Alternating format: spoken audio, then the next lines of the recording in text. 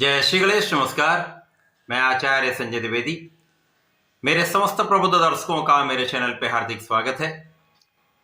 प्रिय दर्शकों, आज मैं मिथुन राशि का अप्रैल 2025 का मासिक राशिफल लेकर आपके सम्मुख उपस्थित हूं। अप्रैल माह में जो ग्रहों की स्थितियां तथा जो ग्रहों के परिवर्तन होंगे वो इस माह में आपको किस प्रकार का लाभ देने जा रहे हैं, किन भाव में वृद्धि होगी, इस समय में यदि कहीं पर कोई समस्या या अवरोध है तो उसका क्या निराकरण है, संपूर्ण विश्लेषण मैं पूर्ण तर्क के साथ करने जा रहा हूं। प्रिय दर्शकों, इस राशिफल को आप अपने लग्न तथा राशि दोनों के अनुसार देख सकते हैं। मिथुन राशि के लिए यदि हम 1 अप्रैल की स्थिति देखें तो इस प्रकार होगी। लग्न में ही मंगल होंगे, आपके चतुर्थ भाव में केतु का गोचर चल रहा होगा, आपके दसम भाव में 5 ग्रह होंगे जहां पर राहु, सूर्य, बुध, शुक्र तथा यहां पर 29 मार्च को शनि भी पहुंच चुके होंगे, जिसके कारण पंचग्रही योग आपके कार्यक्षेत्र के भाव में बनेगा। इसी प्रकार से आपके द्वादश भाव में गुरुदेव का गोचर चल रहा है। यहां पर प्रारंभिक समय में चंद्रमा का गोचर भी यहां पर होगा। इस माह में पहला परिवर्तन मंगल का है, जब मंगल 4 अप्रैल को अपनी राशि का परिवर्तन करेंगे तथा अपनी नीच राशि कर्क राशि में प्रवेश करेंगे, जो मिथुन राशि के लिए द्वितीय भाव होता है। 13 अप्रैल को देर रात्रि काल में सूर्यदेव का भी राशि परिवर्तन हो जाएगा। सूर्यदेव दसम भाव से निकलकर एकादश भाव में अपनी उच्च राशि में प्रवेश कर जाएंगे। इस माह में 7 अप्रैल को बुध वक्री से मार्गी हो जाएंगे तथा 14 अप्रैल को शुक्र भी वक्री से मार्गी हो जाएंगे। इस माह में जो ग्रहों की स्थितियां प्रारंभिक समय से बन रही, वहां पर लग्न में मंगल है जो लाभ के स्वामी होकर गोचर कर रहे हैं, परंतु यहां पर प्रारंभिक समय से ही वक्री अवस्था में बुध और शुक्राचार्य होंगे, जो लग्न के भी स्वामी हैं बुध, आपके सुखों के भी स्वामी हैं। इसी प्रकार से आपके ज्ञान के, शिक्षा के स्वामी शुक्राचार्य यहां पर राहु से दूषित प्रभाव में होंगे, क्योंकि अप्रैल माह में जिस समय ये गोचर चल रहा होगा उस समय राहु 3 डिग्री पर होंगे, शुक्र और बुध सीधे इनके प्रभाव में होंगे। 1 अप्रैल को सूर्य की स्थिति अत्यंत प्रबल हो चुकी होगी, जहां पर सूर्यदेव लगभग 15 डिग्री पर होंगे, जिसके कारण राहु के ग्रहण दोष के प्रभाव से ये मुक्त हो चुके होंगे।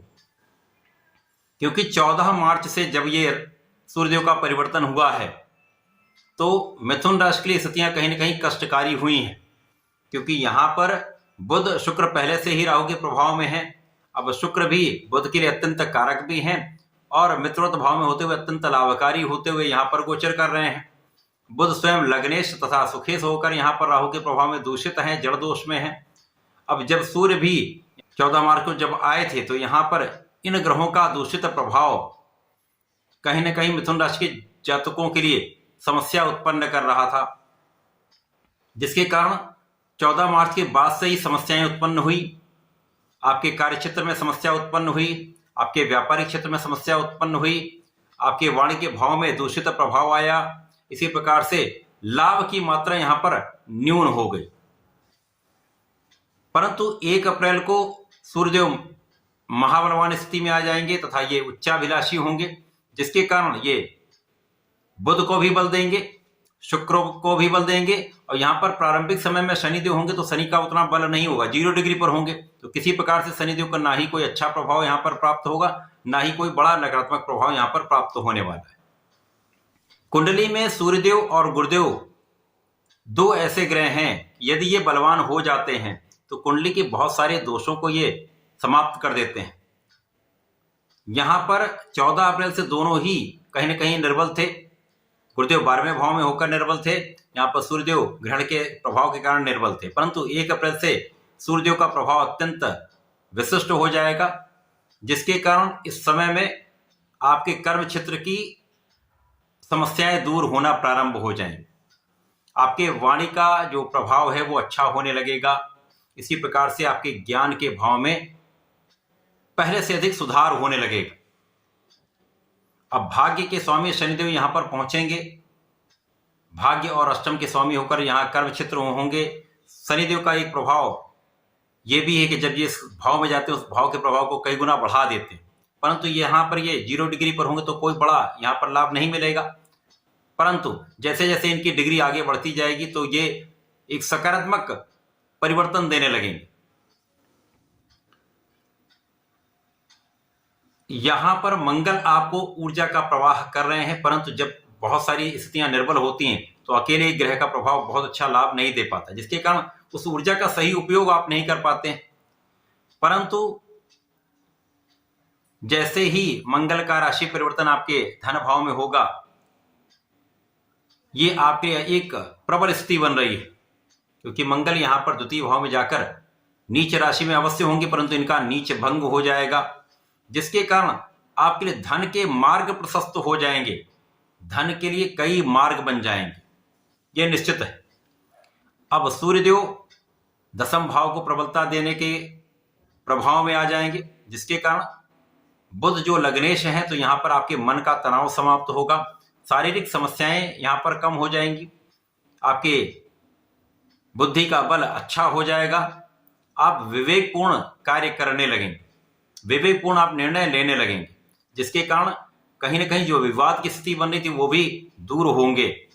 लोगों के बीच में एक अच्छा प्रभाव आपका यहां पर प्राप्त होने लगेगा। प्रारंभिक समय में गज केसरी योग आपके द्वादश भाव में बना हुआ है। यहां पर कुछ व्यय तो अवश्य बढ़ेंगे, परंतु यहां पर कुछ बड़े लाभ भी आपको प्रारंभ से ही मिलेंगे, जब विदेशों से अच्छा धन लाभ आपको प्राप्त हो सकता है। जो लोग विदेश में रहकर कार्य कर रहे हैं, व्यापार कर रहे हैं, अथवा विदेश से संबंधित होकर किसी प्रोफेशन में हो या किसी व्यापार में हैं, तो यहां पर एक अच्छा लाभ यहां मिलने वाला है। तो कुल मिलाकर अप्रैल माह आपके लिए कष्टों के समापन का आरंभ है। यहां पर जैसे जैसे ये माह आगे बढ़ेगा, राहु 2 डिग्री पर आएंगे और मई में ये मृत अवस्था में पहुंच जाएंगे, जिसके कारण राहु का निर्बल प्रभाव मिलने लगेगा तथा राहु अपना दूषित प्रभाव नहीं दे पाएंगे। अब क्योंकि राहु जैसे जैसे पीछे बढ़ेंगे, सारे ग्रह आगे बढ़ रहे हैं, उसका ये लाभ होगा कि राहु से इनकी दूरी बढ़ जाएगी, जिसके कारण उन ग्रहों का संपूर्ण प्रभाव आपको प्राप्त होने लगेगा। 7 अप्रैल को जब बुध मार्गी हो जाएंगे तो सूर्य की ओर इनका जाना प्रारंभ हो जाएगा, सूर्य का बल इनको प्राप्त होने लगेगा, जिसके कारण बुधादित्य योग का लाभ मिलने लगेगा। तो जो कार्य क्षेत्र की समस्याएं हैं उनका निराकरण हो जाएगा तथा यहाँ पर जड़ दोष समाप्त होगा, आपके कार्य में विस्तार आरंभ हो जाएगा, कार्य क्षेत्र में आपके किए हुए प्रयास सफल होने लगेंगे। तो जो कार्य क्षेत्र आपका एक जगह रुक सा गया था वो समस्याएं दूर होने लगेंगी, कार्य क्षेत्र में निरंतरता आ जाएगी, कार्य क्षेत्र में सफलता मिलने लगेगी, तो धन का मार्ग बढ़ जाएगा, धन के लाभ बढ़ जाएंगे, आपका इंक्रीमेंट बढ़ जाएगा। इसी प्रकार से जब सूर्यदेव 13 अप्रैल को अपने उच्च राशि लाभ भाव में प्रवेश कर जाएंगे तो यहां से तो आपके समस्याओं का अंत हो जाएगा, क्योंकि सूर्यदेव महाबलवान होकर आपके लाभ भाव में होंगे तो इस भाव को कई सौ गुना ये प्रबल कर देंगे। तो आ रही समस्याओं का निस्तारण हो जाएगा तथा लाभ कई गुना बढ़ जाएगा। यहाँ पर जो लोग नौकरी में हैं उनके इंक्रीमेंट का योग बन जाएगा, जो लोग व्यापारी गण हैं उनके लिए व्यापार में नए अवसर मिल जाएंगे। इसी प्रकार से जो लोग अपने प्रोफेशन में वहां पर नए कॉन्ट्रैक्ट की प्राप्ति हो सकती है।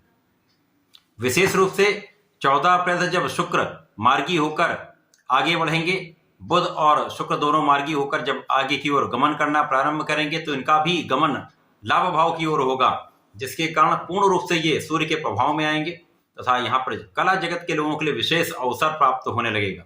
जो लोग एक्टिंग में हैं, गायन में हैं या कला जगत के किसी भी क्षेत्र में हैं, वहां पर बड़े अवसर आपको प्राप्त होने लगेंगे। मीडिया के क्षेत्र में, इंटरनेट के क्षेत्र में, सोशल मीडिया में जो लोग कार्य करते हैं उनके लिए बड़े अवसर यहाँ पर प्राप्त हो सकते हैं।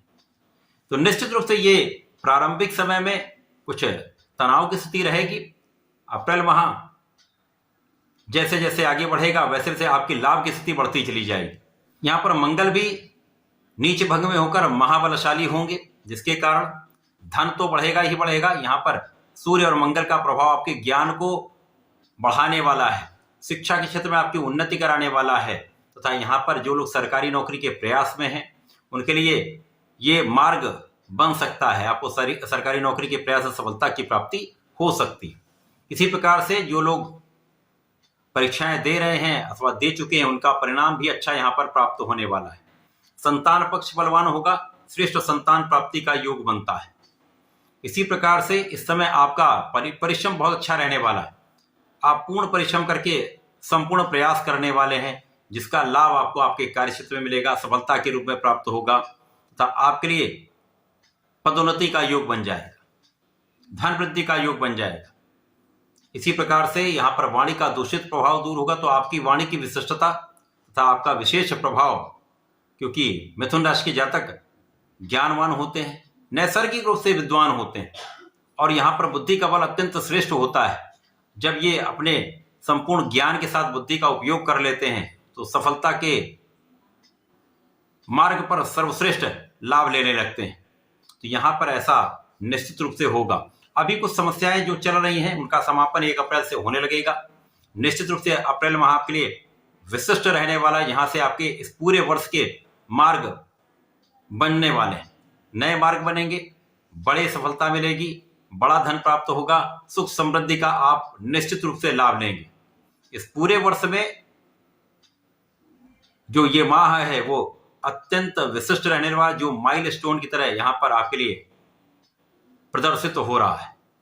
यहां पर सूर्य, गुरु और मंगल का विशेष प्रभाव आपके सुख समृद्धि का आपको लाभ दिलाने वाला है, भूमि भवन वाहन का योग बनाने वाला है। यद्यपि इस समय में सोच विचार कर किसी प्रॉपर्टी का क्रय करेंगे तो लाभ मिलेगा, जल्दीबाजी में कोई निर्णय ना लें।